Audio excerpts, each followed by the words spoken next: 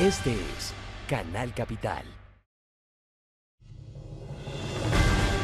El siguiente programa es apto para todas las edades. No contiene escenas de sexo o violencia.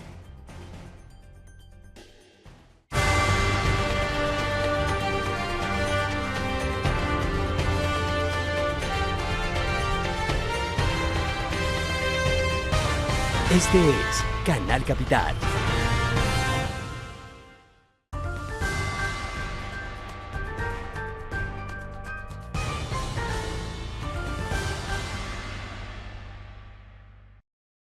Bienvenidos, les saluda Claudia Palacios. A propósito de la firma del acuerdo de paz en Cartagena, el acuerdo negociado en La Habana entre el gobierno y la guerrilla de las FARC, estoy con uno de los invitados internacionales que no solamente viene a presenciar la firma, sino que ha sido un protagonista, un facilitador en estos años de la negociación. Se trata del expresidente de Uruguay y hoy senador Pepe Mujica. Bienvenido. Encantado de estar acá y saludarlo. Usted se ha reunido con las FARC varias veces en estos 4 años. En La Habana fundamentalmente. Sí. ¿Cómo ha visto la evolución de la guerrilla en su forma de pensar, de entender el país? Yo vi construir una esperanza de paz a lo largo del tiempo, con mucha duda, con mucha incertidumbre, ¿por qué no? Con alguna gota de angustia existencial, porque todo esto tiene una historia. Las frustraciones históricas de ayer, por ejemplo, M-19, están ahí. Había que remontarlas y resolverlas. Por eso este proceso es muy lento. Y yo veo que hoy mucha gente no tiene en cuenta lo que es la historia de Colombia. Por ejemplo, me dicen, esto que lleva 50 años, ¿quién dijo que lleva 50 años? La mecha de arranque de esto tiene 62 y pico de años y empieza con el asesinato de Gaitán. Cuando Colombia perdió la más mínima tolerancia para sus disensiones políticas entre liberales. Y por salvar la vida muchos tuvieron que ir al monte y pasados los años en el mundo de la Guerra Fría va a empezar la FARC. Presidente, a propósito de estar siempre recordando la historia y por qué empezó y lo que no se solucionó hace 50, 60 años, hay tantas víctimas que dicen, pero a mí qué el asesinato de Gaitán, pero a mí qué tiene que ver eso con que a mí me hayan matado a mi hijo hoy en día, o con que me hayan secuestrado, o con que me hayan extorsionado, ¿por qué tenemos que estar pegados al pasado? Tiene razón. Respecto a eso, ¿usted qué opina? Tienen razón en sus sentires, pero los pueblos heredan su historia y no pueden escapar a ella. Como estamos en determinado lugar de la tierra, y nos guste o no nos guste, tenemos relaciones con nuestros vecinos porque los países no se mudan y están sujetos a una visión. También no podemos escapar de nuestra historia. Para escapar de nuestra historia tenemos que aprender esta lección de oro, cargar con los dolores que nos corresponde y trabajar hacia adelante, sin querer andar cobrando los dolores que no los vamos a superar si no tenemos el coraje de meternos en la vida hacia adelante. Usted fue un insurgente, ¿verdad? Sí. Estuvo en la cárcel confinado 13 años. 13 años. La gente ahorita lo quiere, lo admira, lo sigue, y no sé si alguno de estos líderes guerrilleros con los que usted habló quiere ser un Pepe Mujica. ¿Usted cree que para que nosotros tengamos un Pepe Mujica acá es necesario que estén confinados, que vivan eso que a usted lo volvió sabio, que fue ese encuentro con usted mismo 13 años? Mira, Colombia tiene cosas mucho más importantes que yo. Tiene un pueblo, a pesar de todo, maravilloso. Y tienen una naturaleza que es un desafío. El problema es que pueda superar esa cultura de violencia que va más allá de la guerrilla. Es como una enfermedad. de que los problemas se arreglan a los tiros. Yo recuerdo un viejo ciclista uruguayo que vino a correr la Vuelta de Colombia cuando se inició la Vuelta de... Se llamaba, le decíamos el musculoso Villanueva, le decíamos... Era una laucha y le decíamos musculoso por eso, era un buen ciclista. Cuando volvió le preguntamos, ¿y cómo te fue? Dice, dejá, es de terror, pasás por los pueblos y la gente anda a los tiros, no sabés si te tira tú o es una manera de festejar. Quedó, recuerdo, impactado. Bueno, Colombia tiene que superar esa cultura. Se puede discrepar, pero no hay necesidad de andar a los tiros. Esa es la cuestión. Sí, pero a lo que voy, presidente, es a que los movimientos de izquierda que lograron llegar a gobernar los países en América Latina, de alguna manera es lo que también le ha permitido a las FARC ver que había otra forma distinta de llegar al poder, distinta a las armas. Cuando usted va y les habla en todas estas veces que se ha reunido con ellos en La Habana, ¿qué les dice respecto a ese rechazo que ellos tienen a pagar cárcel, a pedir perdón, a reparar a sus víctimas? ¿Qué les dice para que ellos entiendan que es algo que el país reclama? Lo entienden. Un estado de guerra permanente no puede ser un proyecto de país para ninguna sociedad. En cualquier academia militar le definen la guerra como la lucha por una paz mejor. Pero la guerra no puede ser una finalidad. ¿Cuál es la situación de Colombia? Ni el Estado puede liquidar a la guerrilla, porque no la puede sacar del monte, y por más vuelta que le dé. Ni la guerrilla llega a cambiar el Estado con lo que tiene. Entonces, ¿qué es lo que queda por delante? ¿Seguir crónicamente con la guerra como una enfermedad? ¿O hay que encontrar una salida? Aquí tiene que intervenir la política. Lo que no pueden solucionar las armas tiene que solucionarlo la política. Y creo que en ese paso esto es progresista, es positivo. Pero hay mucho miedo. Hay mucho miedo entre los que cultivan el sí y entre los que cultivan el no. Y ese sí y ese no son de Colombia y tendrá que convivir y todos van a tener la responsabilidad. Y acá hay que enfrentar la radicalización esquemática y entender que es la misma familia y a pesar de pensar distintos tienen que respetarse. Pero a lo que voy, presidente Mujica, es a que cuando usted habla con la gente que está luchando la vida en el día a día, que tiene necesidades, que nunca se le ha ocurrido, le ha pasado por la cabeza coger un arma para conseguir esas necesidades básicas, dice, bueno, pero ¿por qué a ellos les van a dar un salario? ¿Por qué a ellos no van a pagar cárcel? ¿Por qué tenemos que Porque les sale muchísimo eso? Más barato. Eso es lo que quiero porque saber. les sale infinitamente mucho más barato que continuar la guerra. Porque la causa tal vez porque existan 22 millones de trabajadores en Colombia, de la cual probablemente no se jubile más que 1 millón, es el atraso social que le ha impuesto el costo de la guerra. Probablemente el costo de esta guerra a lo largo de los años acumulados supera largamente varias veces el esfuerzo del Plan Marshall por la recuperación en Europa.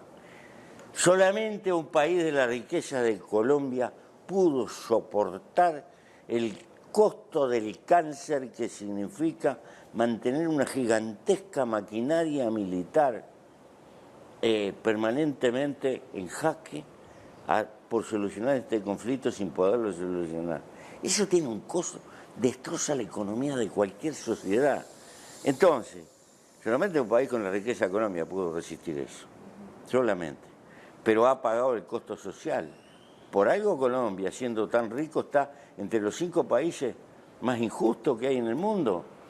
Y es la consecuencia. Entonces, ese ciudadano que ve eso tiene que medir que en realidad le sale mucho más barato que continuar con la guerra. Y que el que paga es él, en un sentido y en el otro. Porque los estados no generan recursos Los que generan recursos son los pueblos. En un sentido o en el otro, toda la maquinaria militar la estuvo manteniendo el pueblo colombiano. Entonces, es hora de racionalizar eso. Hay una necesidad de que las FARC pidan perdón. Lo han venido haciendo. Para muchos ha sido demasiado tímido, no ha sido suficiente. Sobre el perdón, usted que estuvo del lado de las armas, ¿qué dice?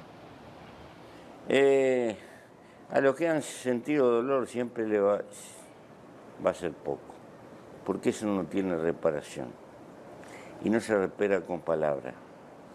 ¿Sabe cómo se podrá reparar? Tímidamente a favor de las generaciones que vienen. Las generaciones que pasaron van a pagar el costo, de un lado y del otro. Y hay que tener el coraje de decir eso.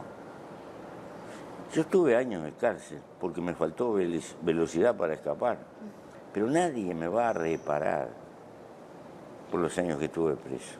Ahí perdí probablemente los años más fuertes de mi juventud. Bueno, es el precio que tuve que pagar. Y como yo, muchos otros. También la gente de la FARC vivió en el monte, con todo lo que significa. Pero que las nuevas generaciones aprendan de los errores del pasado y que tengan el coraje de cometer sus errores, pero no los nuestros, los del pasado. Por eso yo tengo prudente esperanza, pero ojo, nada de euforia, sí compromiso. Con la firma es una gestualidad. Ahora la paz hay que construirla y va a llevar años, y va a llevar años, y va a tener contradicciones y marcha atrás y dificultades. Pero ahora hay que trabajar como el buen agricultor. Quiero preguntarle cómo, pero antes de eso, cerrar el tema que le planteaba del perdón. Usted dice, me tuvieron 13 años confinado, perdí los mejores años de mi juventud. ¿Usted perdonó por eso? ¿Usted pidió perdón por lo que hizo? Yo creo que lo hice, pero me puse a trabajar por mi pueblo, que era la mejor manera de perdón, porque la historia no la puedo revivir. El que perdió la vida y no se la puedo devolver. Pero puedo lograr que la generación que venga tal vez tenga un poquito mejores condiciones, mejor enseñanza, y es la manera, se paga hacia adelante, hacia atrás ya no se puede pagar. ¿Qué tenemos que hacer para que la firma nos pueda llevar a la paz? ¿Y qué no tenemos que hacer? Hay que cuidarse del odio. El odio es como el amor ciego, pero el amor es creador y el odio es destructor, nos termina envenenando.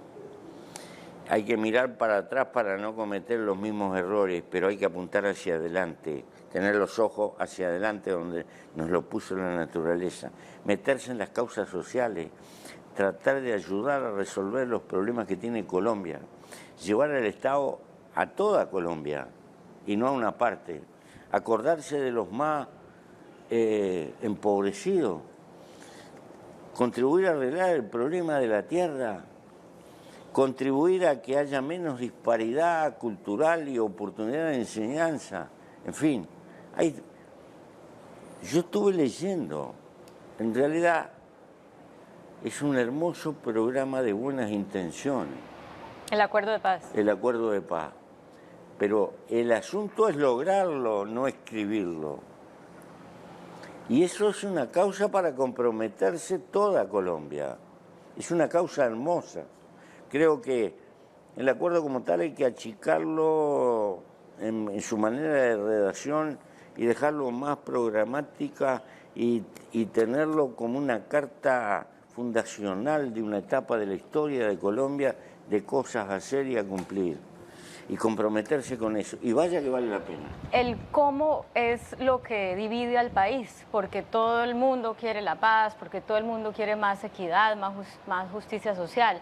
Pero cuando tenemos unos ejemplos tan cercanos y específicamente Venezuela con la situación en la que está, Eso aterroriza a los que creen que el que está planteado en el acuerdo, es una venezolanización de Colombia. ¿Usted que ha ensayado las vías socialistas, ve algún peligro? En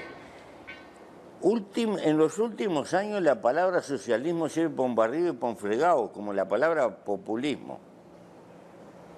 El socialismo no existe en ningún lugar de la tierra. Es, por el momento, una gigantesca programa e intención de carácter histórico. Pero en el mundo en el que vivo existe lo mío y lo tuyo, la propiedad y etcétera, etcétera. Decirle a los intentos de construcción que eso es construcción socialista, para mí, en mi humilde opinión, es un exceso de lenguaje. Segundo. O sea, Venezuela no es socialismo. No. No, es socialismo, ya. No existe el socialismo en ninguna parte de la tierra. ¿Qué es?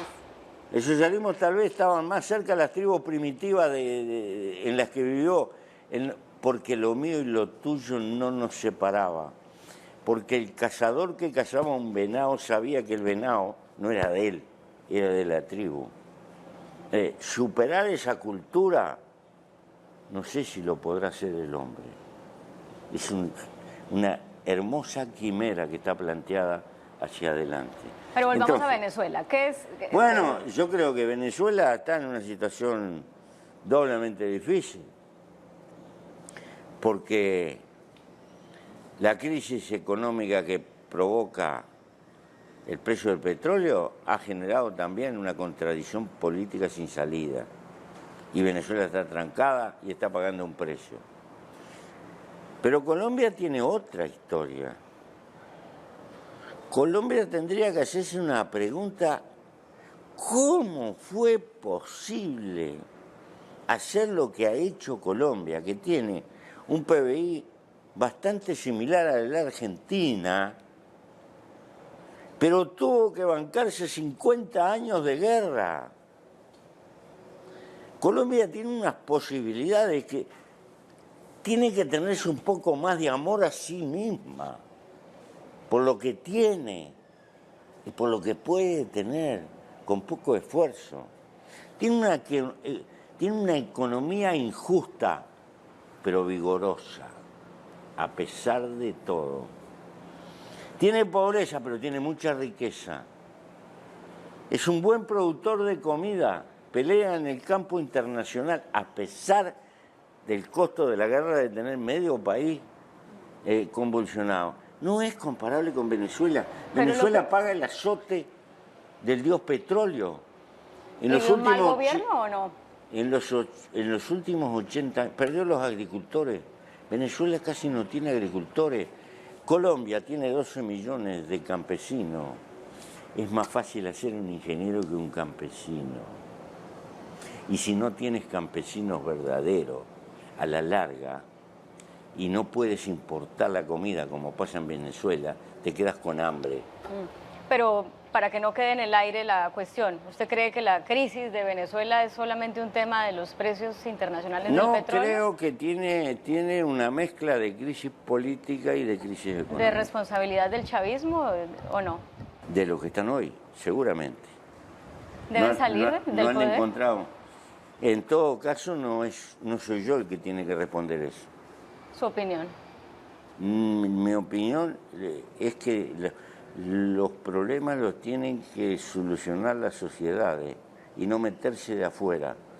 Porque en los últimos años he vivido permanentemente, se metieron en Libia, la deshicieron, se metieron en Afganistán, la deshicieron, se metieron en Irak, con regímenes que seguramente a uno no le gustaban, del punto de vista de la democracia representativa occidental, pero quedaron peor.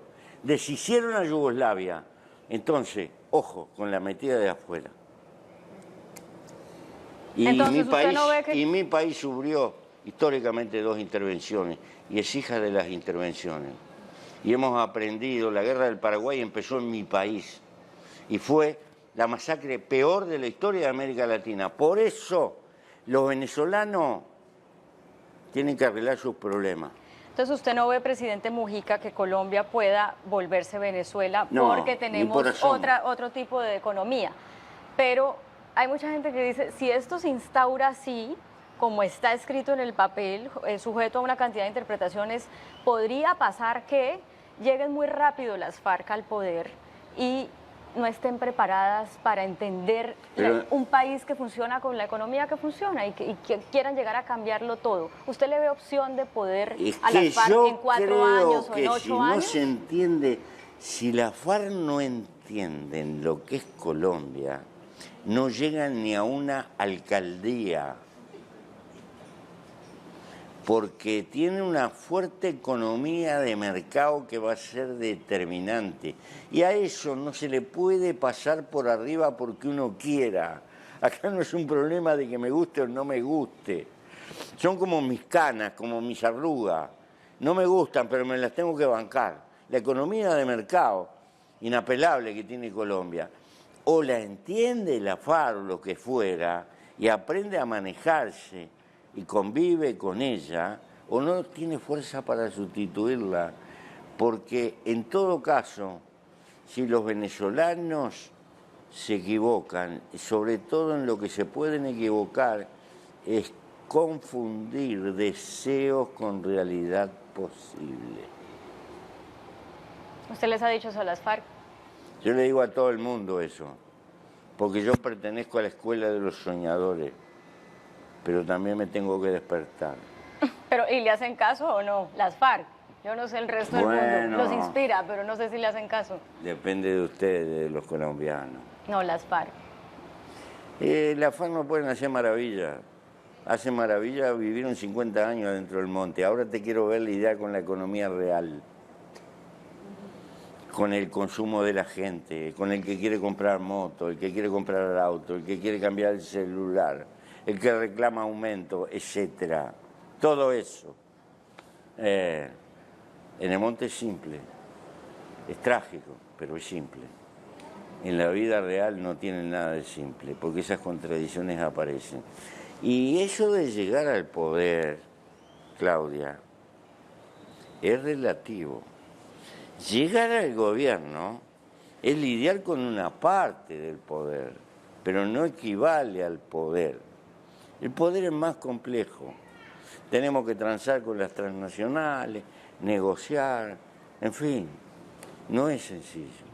¿Usted está satisfecho de que le haya tocado ese modelo, de no haber logrado lo que usted quería cuando era un muchacho guerrillero? No.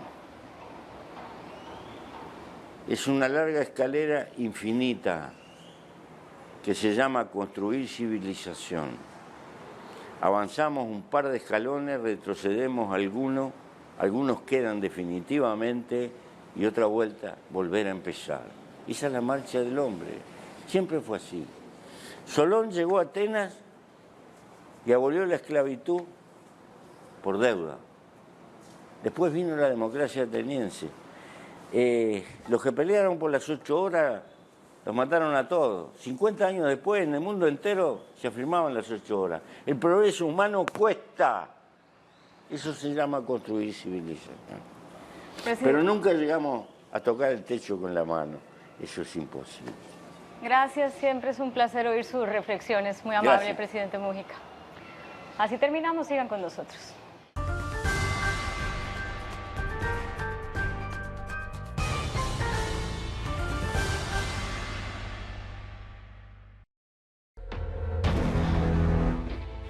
Nuestra capital será escenario de simulación por terremoto en el ejercicio más importante de las Américas.